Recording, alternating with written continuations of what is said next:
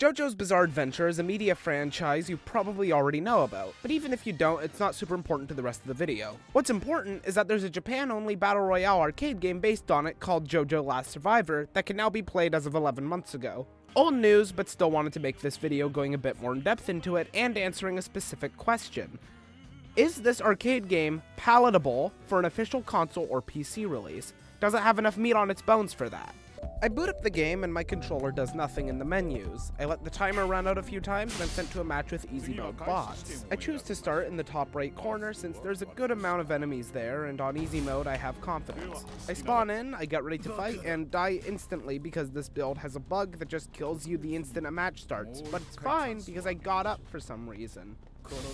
Anyways, I kill 2 Koichis and hide behind this wall seeing Kakyoin fighting someone. More importantly, I click the right analog stick thinking it might change my perspective from right side to left side, and it instead does the essential JoJo pose. This button is mandated by law to be in every JoJo game, so I'm glad to see it's here. I come out but from behind cover to kill Lars Ulrich, and I'm shortly thereafter realize I'm in Egypt. Before playing, I was under the impression that Morio from Part 4 was the only map in the game, so this was a surprise for me. I kill a few more enemies while collecting these cards that, as far as I'm aware at this point, serve no purpose, before getting the game-winning kill, while also forgetting to use my time stop super move. After 4 minutes and 26 seconds of in-game time, you also get a photo mode after each win, which is a cool idea, and I hadn't seen that in any other Battle Royale game. And that is roughly how my first match went. I didn't know the cards gave you shield and health, I didn't know there was an option to turn on respawns that was set to on, I didn't know a lot. But I still thought it was all pretty neat. So after this, I go do some troubleshooting. Booted up once again with Steam Big Picture mode so I can use my DualShock 4. And we are in.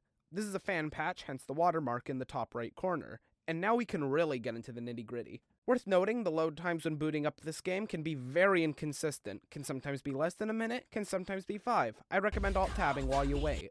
You know, I was considering not recommending you alt-tab because this game has a habit of crashing, but honestly I don't think alt-tabs have anything to do with it. This game just loves to crash. No joke, I deleted and reinstalled this game 4 different times because of how consistently it liked to crash on startup, most likely due to being forcefully removed from its arcade parents.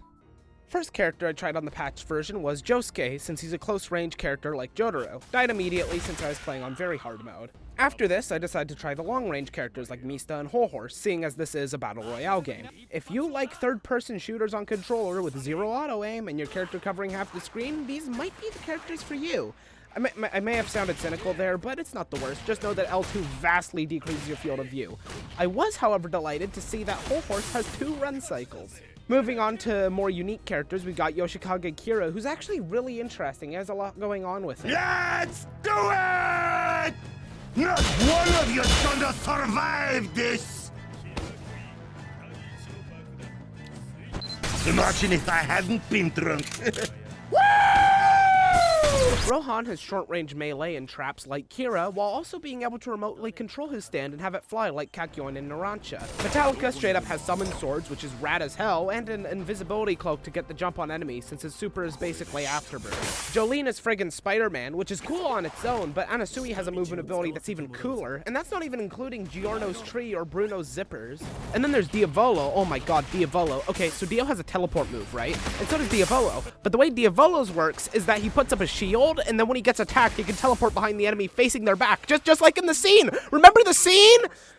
Now, I think it's obvious that the main draw of this game is the wide variety of characters to pick from, but it's got some more things than that. I love how every round is under 5 minutes, even if you win. Most battle royales last around 8 to 20 minutes, so having JoJo be a bit more bite-sized helps it carve out a niche for itself, I think. I really like the visualized sound effects for footsteps and attacks. Makes sneaking around better here than it would be in most games, and there's even characters that take advantage of this, like Weather Report being able to cast a storm cloud causing a constant noise on top of the enemy. To answer bluntly, yes, this game is good. So, English release, yeah or nay? Honestly, I could see it happening. The game's still getting updates. They just added Joseph Joestar 5 days ago as of this video. And they've shown unlockable skins and poses for the characters, which is basically the standard template for monetizing a Battle Royale game on console. Don't get your hopes up, obviously, but speaking personally for myself, I'd be shocked if the people at Bandai Namco haven't at least humored the idea of a console release, seeing as the game has gotten support so long after its original release in 2019.